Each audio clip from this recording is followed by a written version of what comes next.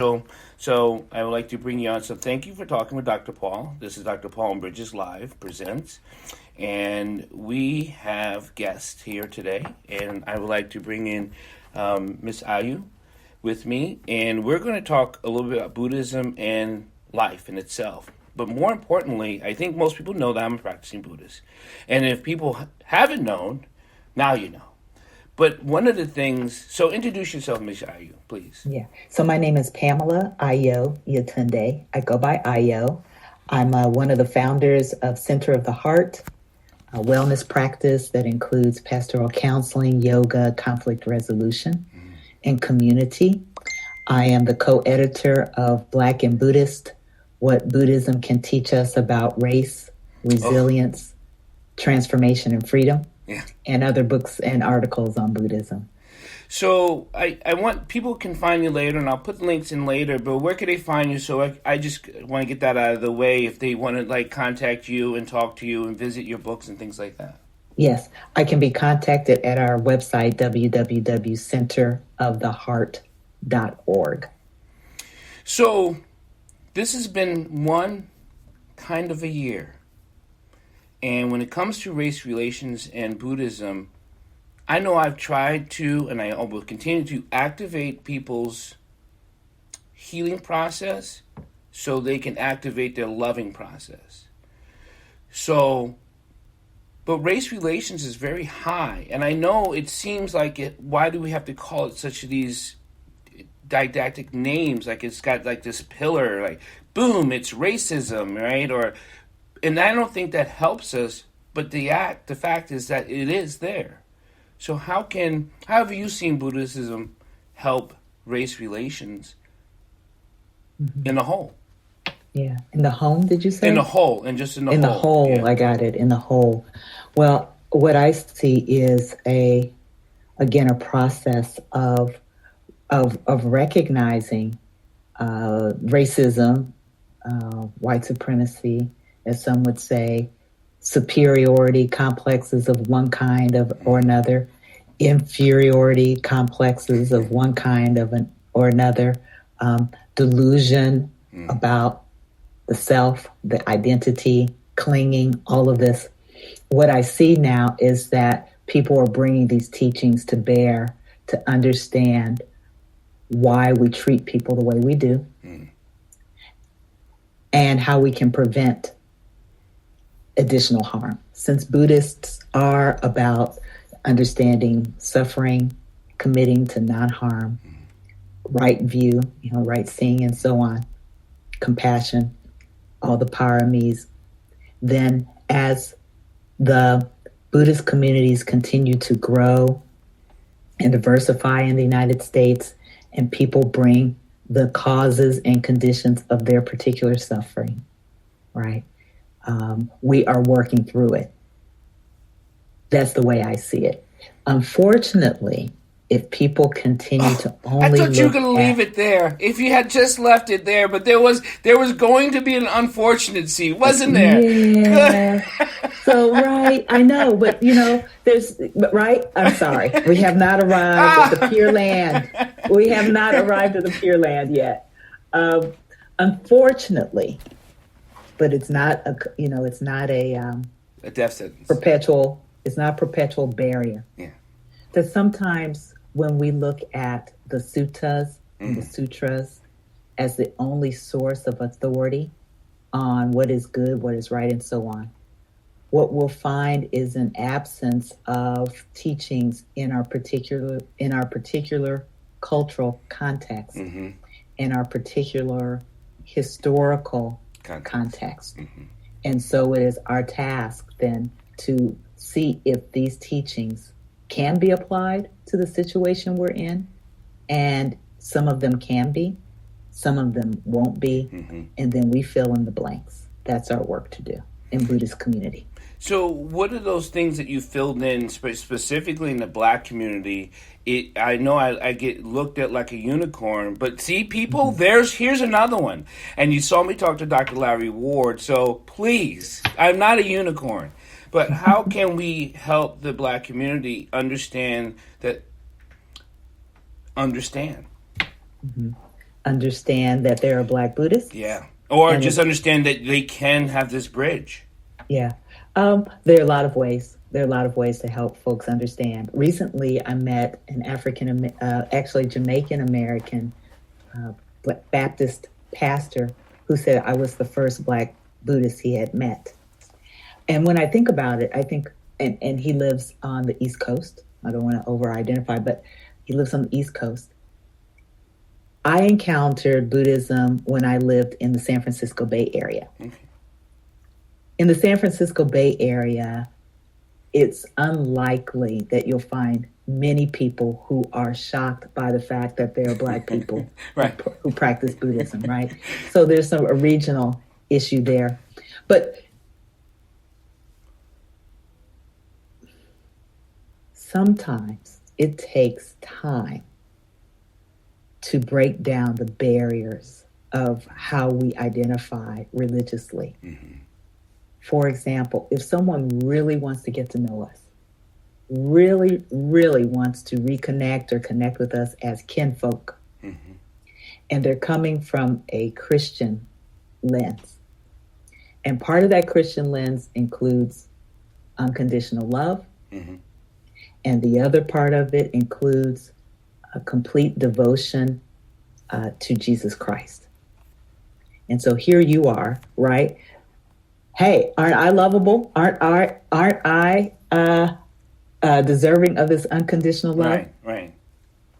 Yes.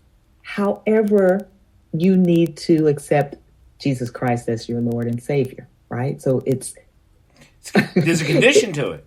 Yeah, there's a condition to it. So I would ask, but if you're really interested in living out that unconditional love, and Jesus is your guide, and you recognize me as kinfolk, is it possible that the stories of Jesus's encounters mm-hmm.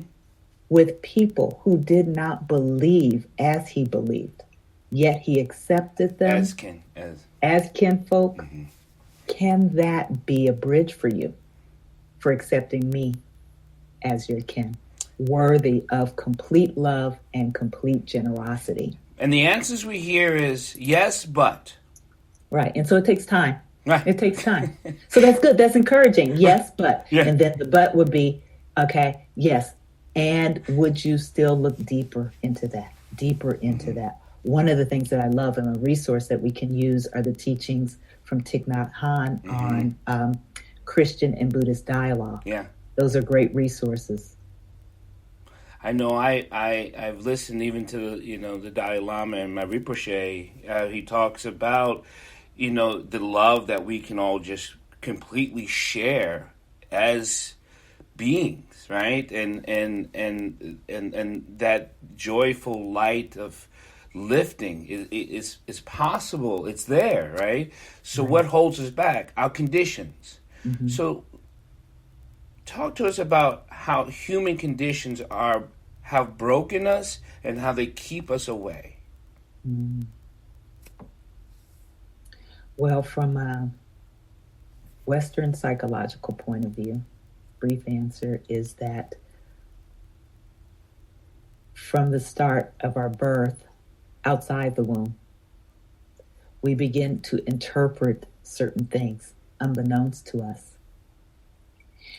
Pain and suffering can come from our parental units or unit not providing what we need exactly when we need it all the time. Right. And that begins the brokenness. That's one way of understanding it. From a Buddhist point of view, it is the clinging and the craving and the grasping of it all that keeps us in the cycle of human suffering.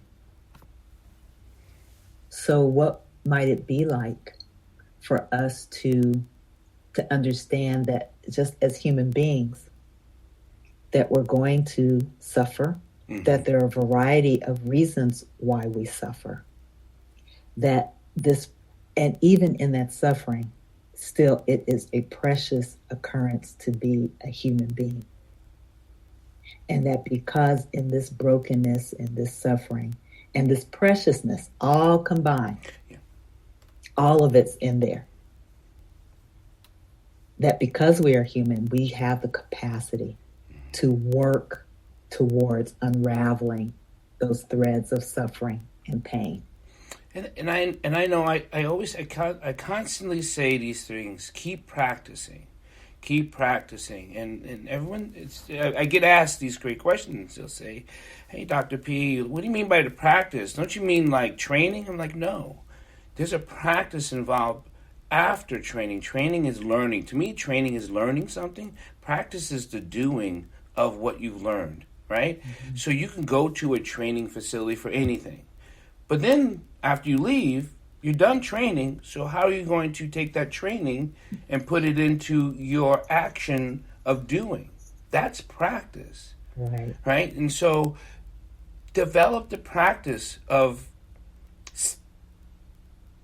living. Call it the living sciences, right? Because I've talked to you before we got on air, and most people know I always do like emotional sciences and with the epidemiology and the cellular science and how it affects our body. But understanding that life is a source, it's a whole complete source that we soak in and transmit at the same time, right? And we get. It's the saying, hurt people, but hurt people hurt themselves. And that's the healing process that somehow we have to get past race relations. Can we get past those words? Or do you think we will have to keep those words and still move past it? You know, here's something that I learned. And maybe I just had to leave where I was living at the time to learn it. But perhaps every region in the country has its own, history, its own particular history. And there are still wars that we thought were over that people are still fighting. So until we can commit to living in the present moment with people who are right around us, rather than living in the past of someone else's shadow and trying to resolve those past difficulties, those past challenges, we're still going to talk about race relations in this country. It seems to be the key word this year is diversity inclusion. And I'm pulling out the hairs I don't have on my head. Because I'm like, okay, so now you've named it, which has been named long ago prior to your diversity inclusion, which means acceptance. Why? What was wrong with that word? Is that a real difficult word? Because I actually looked at 3 of those words and I put them on paper, and I do this and I look at them, and I was like, diversity, inclusion, acceptance. Acceptance is all of this and more. Diversity seems like it singles out a sickness, and inclusion singles out separation. So it seemed like we still have to, we keep dividing ourselves with these words, and I think it's done on purpose. So you think when people use the words diversity, inclusion, and equity, that there's something underneath that they are aware of that actually perpetuates the opposite? Yes. Oh. So you're going to make people upset with you, Dr. Paul, by saying that, because there are a lot of people, there are a lot of professionals who make a lot of money off of it as DEI experts, and you're suggesting that they know that what they're doing actually perpetuates the opposite. Absolutely. When you have a young boy coming from an inner issue environment, and it doesn't have to be inner city, it could be suburbia, it could be the Midwestern, and you emphasize the environment that they're coming from to try to take them from to a to, you keep referencing the from. so you never leave it. So if we are talking about equality, then you're hyper vigilantly telling me I was never equal. Now that saddens me. I see what you're saying. That's sad to me. I mean, I know it, but why do you got to keep telling me? You know? I see what you're saying. It's really, if I'm following you correctly, it's about who's owning the power of defining the reality. Correct. In that situation. Right. Yeah. But then on the other hand, yeah. On the other hand, did you happen to see the photograph or video of the governor of Georgia, Governor Kemp, signing this voting legislation in Absolutely. his office? Yeah. You saw that? Yes. And you saw the sister knocking on the door who got arrested. Correct. Right. So what do you say about situations like that as it relates to acceptance? How do you get people who are even closing off their office, including only people who look just like them, to sign a bill that impacts the entire state with the potential for excluding over half of the state? Yes. How do you get a mentality like that to accept the reality without using the words represented by DEI? I think you said it in the statement, accept the reality.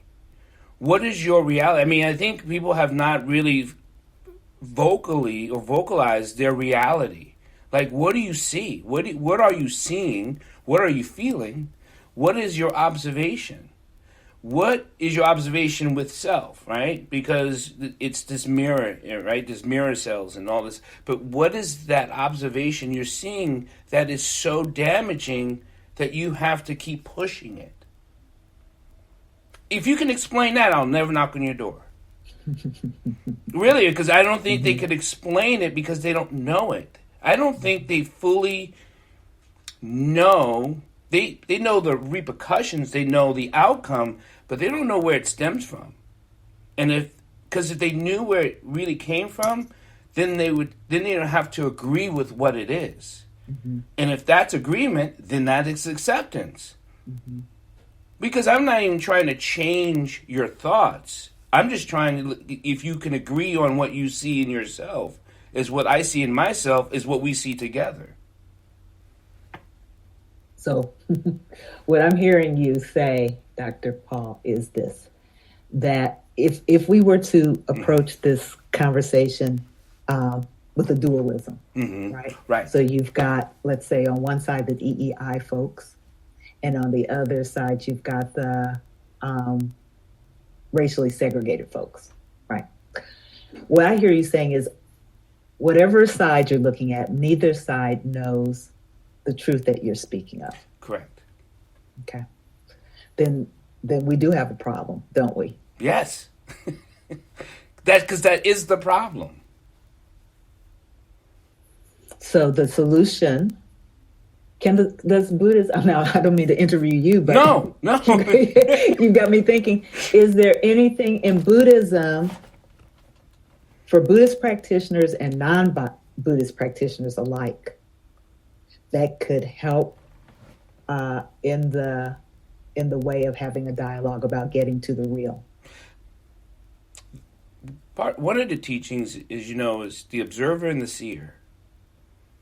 Who's the observer? Or what are you observing within yourself, your seeing? And I think that's the question that can be asked with oneself, with the self, right? So, and then is that, like you said it, dualism. You're separating all these factions. Like, even people, when I tried to commit suicide many years ago, that I phrased it as I had all these separate catalogs of divisions within my own personal mind, life, and health. Like, I was a soldier, and I'm a dad, and I'm this, and you got all these different categories. And when the books just fractured open, I was lost.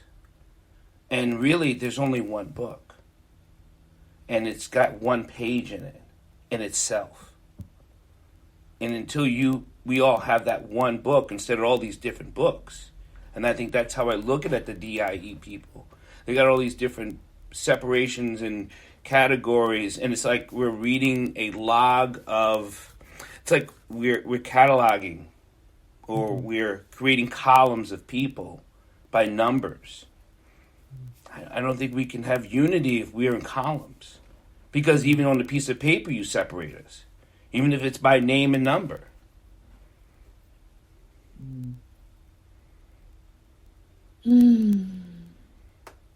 So how do we live with this? Because there is a quantification of things in our society. We're constantly quantifying, right? And judging based on quantity. More is better, the more, I guess you could say the enlightened response is less is better and all this kind of stuff. But we do quantify and we do judge by quantification. And we see when there's an absence, right? It's very loud when there's an absence. It's yes. If a DEI person came to you and said, Dr. Paul, help me understand this differently so that I can respond differently, and so that we can just be a place that accepts unconditionally. What are the few steps that you would advise them to do? Practice? I mean, would practice be part of it? Sounds like it. It would be part of it, because we would have to slow down our observed mind. Like, what is our observational mind seeing? And I think that is, once we slow that down, your vision comes internally to singularity. Now, in the physics, I'm not a big singularity form in physics or anything like that, because I think there is multi-issues. But for the mind, it is a single. It can come to one. You're not the black man who's 6'3", who's a dad, who's this, and you start adding these things on. No, I'm just human. I am a living force. I'm a life force. So bring them into and so it metaphorically. Can you just go to the store, or do you have to go to the bread store?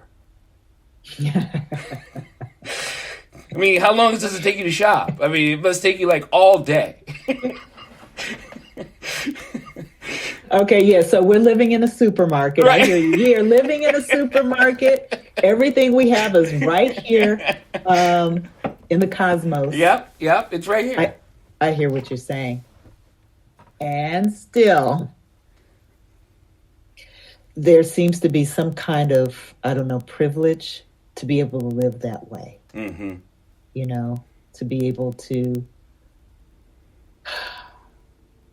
be able to observe one's mind and one's self and recognize who we truly are, or what we truly are, beyond the constructs of these things we call race, right? And because they're constructs.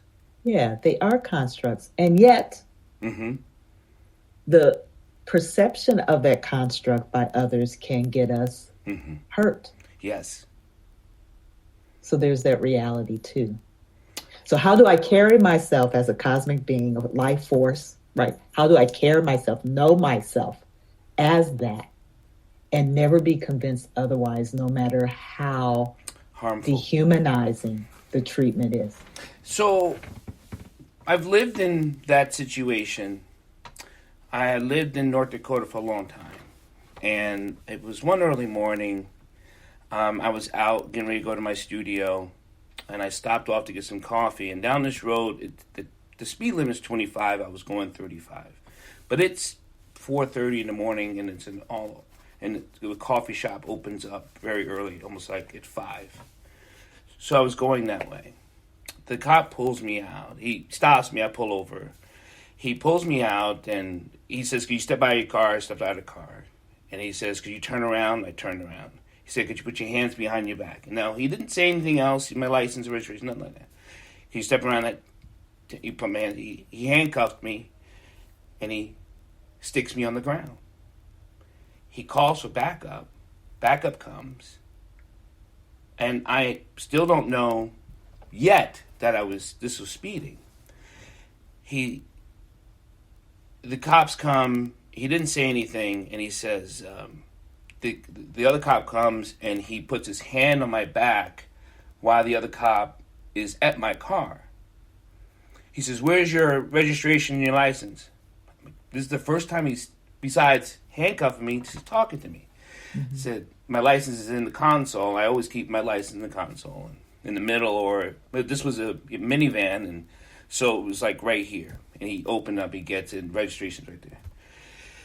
He says, okay, all this was a ticket for speeding going 35 and a 25. He handcuffed me because I'm a large black man compared to him, and he has to keep his safety. This is what I found out later from another cop person I knew. Very harmful, I think. I was quite sad after, because he let me go. He goes, oh, here's your ticket, and it was, wow, right? This is, So I cried. I still, as I'm thinking of it, it's bringing up that emotion. And I think that's what we talk about, is that when we are reliving things and we're not noticing the feeling we get from it, we hold it in, and that turns into unhealthiness, and that can get you killed. Because then I would act out later, even if it's similar case came up. I don't want to be put on the ground again. I was just speeding, I would end up talking fast. And so then I'd be living in the trauma. The traumas will start speaking in every time, if any time I ever got pulled over. So we have to understand that who is speaking and what is speaking and when are you speaking? Is it the trauma? Is it the life force? Or is it your confusion of not knowing what they are thinking? I can't do all that. I can only feel my love for myself and to give love through my actions and be calm about it. It's the best. Will that keep me alive? I don't think about it as much, but when I do think about it, it could still get me shot. Of course. Because we know it happens. Right. We know it happened to Breonna Taylor. We almost questionable. It's like, it doesn't even matter. Did she raise her voice? Would it have mattered? Well, he never explained why he was pulling him over, She was just driving. We're like, what's the problem? And she still gets shot. Dr. Paul, you bring up something that's very sensitive, right? And also, I hear an invitation in it as well. The sensitive part is about the fact that you're able to make choices even though you had an experience that could have deprived you of being able to make a choice when traumatized, right? And everyone's trauma experience is different, right? What they take in, how deeply it is taken in, how defining that moment is if they survive it, and then how long it takes to recover to some degree. Right. And do they recover through psychotherapy, through practices, in grounding oneself, or just let time, take care of it. So all these different trauma experiences and healing modalities. And you also made an invitation that I heard. I heard the invitation is no matter how hurt you are or have been, no matter how degrading the experience, and no matter how traumatizing it is, look at it. Look at the experience, the living You're right. life force, experience, dynamic in your body so that you know what you're operating out of. Right. That's the invitation I hear. Yeah. And then I could say, but Dr. Paul, that is too painful. I need to dissociate from that in order to live. What are you telling me? Well, pain isn't hurtful. Disassociation is. Because I don't have to add another word onto love for it to be more than love. I either love or I don't. Pain by itself is okay. Disassociation is the hurt part, and that's the killer. Mm-hmm. Because you can love even in pain, mm-hmm. even mm-hmm. in sorrow. There's still love. Yes. There's still the action of love. There's still the life force of love in life. We're not saying you're never going to have pain, mm-hmm. but understand and feel and let it maturate and grow and let it grow leaves and let it grow. Because it doesn't stay hurtful mm-hmm. or destructive. Only mm-hmm. disassociation does. Because once you ignore something, then you give no intention to. And if you don't give intention to a plant, it will die. Mm-hmm. Mm-hmm. This is very, if your viewers don't know this about you, not your viewers, your listeners, if they don't know this about you now, if they didn't know it, now they know it, which is you are, and forgive me if you don't like what I'm about to say, you are a vulnerable Black man. Mm-hmm. In other words, regardless of what society says you are supposed to appear to be, right? Right. The facade you're supposed to have, the roughness and the toughness and all that, that you are willing to experience mm-hmm. pain, hurt, and vulnerability. And you're inviting other people to do that. Yeah. Mm-hmm. Because if we do that, right, what's on the other side? Acceptance. Yeah. Yeah. Yeah. Right. There is. That's right. It's right there waiting for you. Yeah. Yeah, but it may not happen exactly like that. No. There might be some other things to be experienced in between. Yeah. Like your resistance, your own mm-hmm. internal resistance to acceptance, mm-hmm. to self-acceptance, right? Right? How many messages in our society tell us that we're supposed to be other than who we are? Right.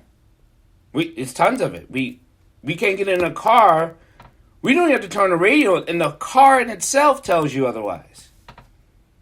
And when someone says, "What do you mean?" I said, and I took them to their car. And I said, "Get in your car. Don't turn any radio." I said, "What's your car telling you?" "I don't know. It's my car." "But it's talking to you." She's like, "What do you mean?" I'm like, "Just listen." "Oh, I remember when I bought it." "Yeah?"